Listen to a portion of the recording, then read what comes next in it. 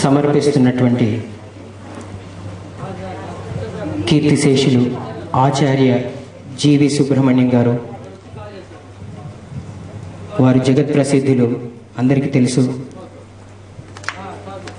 మన little musicians అకాడమీకి గౌరవ అధ్యక్షులు. ఆయన మీ అందరికీ తెలుసు, మనలందరినీ వదిలేసి స్వర్గలోకాలకు వెళ్ళిపోయారు. మా లిటిల్ మ్యూజిషియన్స్ అకాడమీ 1999లో మొదలైంది. హైదరాబాద్లో ఉన్నటువంటి టాలెంటెడ్, సింగింగ్లో టాలెంట్ ఉన్న చిల్డ్రన్ని గుర్తించి వాళ్ళనందరినీ ఒక చోటికి తీసుకొచ్చి అక్కడ లలిత సంగీతం, లలిత శాస్త్రీయ సంగీతంలో శిక్షణను ఇవ్వడం జరుగుతుంది. వారితో అనేకమైనటువంటి కార్యక్రమాలు చేయించడం జరుగుతుంది. అయితే ఇంతమంది పిల్లల్ని ఒక చోటికి తీసుకొచ్చి నేర్పించడానికి ఒక స్థలం కావాలి అని అనుకున్నప్పుడు ఫస్ట్ క్లాస్ మా లిటిల్ మ్యూజిషియన్స్ అకాడమీ మొట్టమొదటి శిక్షణా తరగతి మా సంస్థ గౌరవాధ్యక్షులు శ్రీ జీవీఎస్ గారి ఇంట్లో, మన ఇంట్లోనే స్టార్ట్ చేయి, శుభం జరుగుతుంది అన్నారు గురువుగారు. పాల్గొంటున్న ముఖ్య అతిథులందరూ కూడా శ్రీ జీవీఎస్ గారికి అత్యంత ఆత్మీయులైన వారే. డాక్టర్ ఆవుల మంజులత గారు, వైస్ ఛాన్సలర్, పొట్టి శ్రీరాములు తెలుగు విశ్వవిద్యాలయం హైదరాబాద్ వారు, అలాగే జస్టిస్ శ్రీ వైవి ఆంజనేయులు గారు, former judge AP high court, former member law commission of India, అలాగే డాక్టర్ జె బాపురెడ్డి గారు ఐఏఎస్ రిటైర్డ్, అలాగే చాలా ప్రఖ్యాతిగాంచినటువంటి కవి, అలాగే శ్రీ సి వెంకట్ గారు సిఇఓ ఈఎంఆర్ఐ, మీ అందరికీ తెలుసు 108 చాలా ప్రసిద్ధి పొందినటువంటి సేవా సంస్థది, వారు కూడా విచ్చేశారు. మీకు ఆ సత్యసాయి గీతాంజలి అని ఒక భక్తి గీతాలు ఆయన కొన్ని రాశారు. ఇంతకుముందే మేము ఆ భక్తి గీతాల్ని వారి సమక్షంలోనే పాడి ఒక చాలా మంచి కార్యక్రమం నిర్వహించాము. అవే పాటల్ని మళ్ళీ ఇప్పుడు మా చిన్నారి గాయని గాయకుల గళాల్లోంచి మీకు వినిపిస్తాం. జస్టిస్ వై ఆంజనేయులు గారిని దీపం వెలిగించవలసిందిగా కోరుతున్నాం.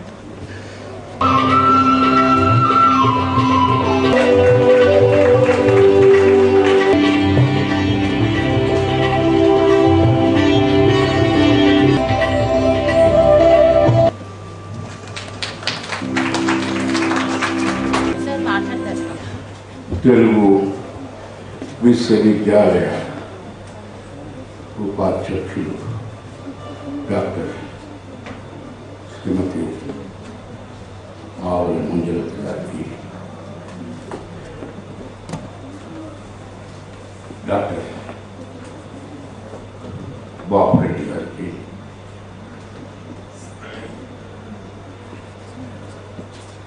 వేదిక పైన ఉన్న మిత్రులకు నమస్కారం.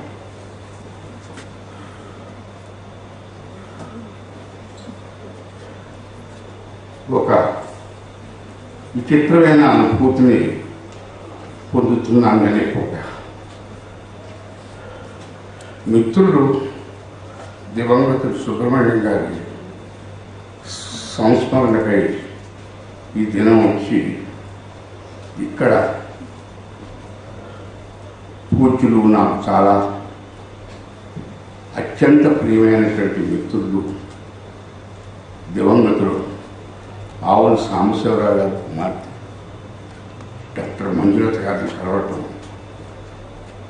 నేను చాలా సంతోషపడుతున్నాను. అందుచేత నాకు ఈ దినం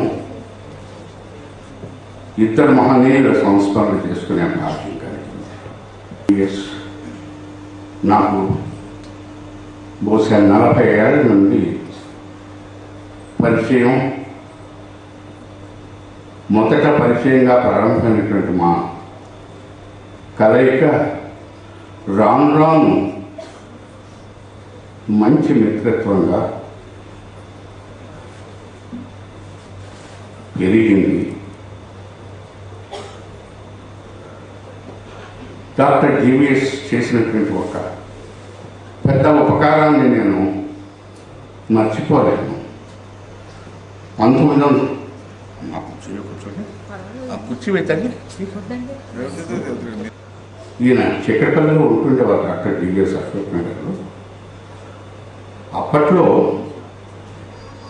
తెలుగు వాళ్ళకి ఒక సాంస్కృతిక సభలో జరపడానికి వీలుగా ఉండేటువంటి ఒక ఆడిటోరియం ఏదైనా మనం కట్టాలి అని చెప్పి నేను ఇంకో 4-5 మిత్రులు, కళా సుబ్బారావు, నేను, ఎన్ శ్రీరామూర్తి ఇత్యాదులు మేము 5-6 కలిసి ఎట్లాగైనా చక్రపల్లిలో ఇక్కడ తెలుగువాడు చాలామంది ఉన్నారు, ఇక్కడ ఈ చుట్టుపక్కల ఈ పరిసరాల్లో పెట్టినట్టయితే తెలుగు వాళ్ళకి ఈ సాంస్కృతిక సభలకి వాటికి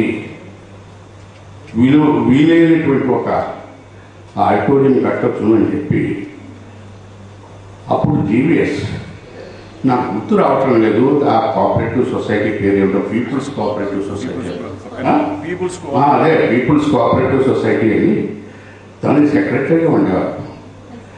నేను ఎన్ శ్రీరామూర్తి ఇద్దరం వెళ్ళి డాక్టర్ జీవీఎస్ని అడిగాం, ఏమంటే మీరు కొంచెం మాకు సాయం చేయాలి, ఈ కోఆపరేటివ్ సొసైటీలో ఒక ప్లాట్ కావాలి మాకు, ఇక్కడ ఎట్లాగైనా తెలుగు వాళ్ళ 10 మంది కలిసి ఒక పెద్ద సభని పెడదామనేటువంటి ఉద్దేశంతో ఉన్నాం అన్నప్పుడు ఆయన మాకు చాలా సాయం చేశారు. కోఆపరేటివ్ సొసైటీ సెక్రటరీగా ఉంది.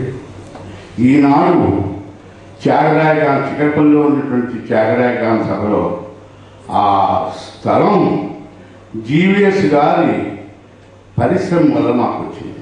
అప్పట్లో అంచేత ఆ త్యాగరాయ గాన్ సభను తలుచుకున్నప్పుడల్లా జీవీఎస్ స్ఫురణకు వచ్చేవారు. ఏమండి నేను అనేక సార్లు అన్నాను జీవీఎస్ గారు, చూడండి మీరు మాకు ప్రసాదించినటువంటి వరం ఇది, మీరు తలుచుకోకపోతే ఇక్కడ ఈ ప్లాట్ మాకు దొరుకుండేది కాదు, ఇక్కడ కట్టగలిగి ఉండేవాళ్ళ కాదు అని చెప్పి నేను కనపడ్డప్పుడల్లా గుర్తు చేసుకుంటుండేవాడిని. ఈవేళ కూడా అకస్మాత్తుగా నాకు ఆ సంగతి గుర్తుకొస్తోంది. 40 ఏళ్ల క్రితం ఈ విధంగా మాకు ప్రాప్తమైనటువంటి పరిచయాన్ని పురస్కరించుకుని తదనంతరం మంచి మిత్రులుగా మేము చలామణి అయ్యాం. జీవీఎస్ అంటే నాకు చాలా అత్యంతమైనటువంటి భక్తి, ప్రేమ, గౌరవం ఉండేవి. ఆయన తెలుగు, ఆయన ఉస్మానియా యూనివర్సిటీలో తెలుగు లెక్చరర్ లీడర్గా ఉన్నప్పటి నుంచి ఆయన అంచెలంచెలు మెట్లు ఎక్కుతూ వచ్చి చివరికి తెలుగు విశ్వవిద్యాలయం ఉపాధ్యక్షులుగా పదవి విరమణ చేశారు. నేను నా మిత్రులతో చాలాసార్లు అన్నాను, నేను ఒకటి లోపం కనిపిస్తోంది, తెలుగు విశ్వవిద్యాలయాన్ని ఇక్కడ స్థాపించి సి నారాయణ రెడ్డి లాంటి పెద్దలు ఉపాధ్యక్షులై జీవీఎస్కి అవకాశం దొరకలేదు, మరి జీవీఎస్కి వయస్సు అయిపోతుందో నాకు తెలియదు, ఇతను ఉపాధ్యక్షుడిగా చేసినట్టు ఇంతకంటే తగిన అధ్యాపకులు దొరకడం చాలా కష్టం అని నేను 1-2 సార్లు జీవీఎస్ తోటి అన్నాను. నేను కూడా సత్యసాయి బాబాకి చాలా దగ్గరగా ఉంటాను, ఆయన అంటే నాకు ఎక్కువ ప్రేమ, అభిమానం, గౌరవం, భక్తి, విశ్వాసం. చాలాసార్లు జీవీఎస్ని నేను పుట్టపర్తిలో కలిసి ఉండేవాడిని. అప్పుడు ఒకసారి మేము కూర్చుని ఉన్నప్పుడు, ఇది ఆఖరిసారి నాకు అనిల్ గారు ఈ మాట కన్నా నేను ఉపాధ్యక్షుడిని కాలేకపోతే, వైస్ ఛాన్సలర్ కాలేకపోతే నాకు ఇంకా బహుశా ఆపర్చునిటీ రాకపోవచ్చును. ఫోన్ లేనందుకు నేను విచారించడం లేదు, ఇప్పటివరకు వచ్చినటువంటి కీర్తి నాకు చాలు అని చెప్పానంటే ఆ రోజున ఎందుకు అనుకోకుండా ఈ విషయం చర్చకు వచ్చింది బాబా దగ్గర. బాబాతో అన్నాను, బాబా మనకి అత్యంతమైనటువంటి మిత్రులు జీవీఎస్ వరకు కూడా తెలుగు యూనివర్సిటీకి ఉపాధ్యాయులుగా కాలేదు. ఈ ఏదో అయిపోతున్నట్టుగా ఆయన డ్రెస్ చేయండి కూడా వచ్చేది. ఇప్పుడు ఉన్నారు ఇక్కడ, ఒకసారి బాబా పుట్టినరోజుకు వెళ్ళినట్టుగా ఉన్నాను, జ్ఞాపకం రావటం లేదు.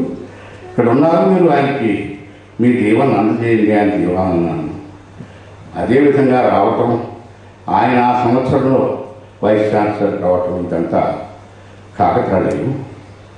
అటువంటి మహనీయుడు ఉపాధ్యక్షుడిగా ఉండి తెలుగు విశ్వవిద్యాలయానికి చాలా చక్కటి కీర్తి తెచ్చి చివరికి దివంగతులయ్యారు. జాతస్య మరణంతరము అన్నాడు.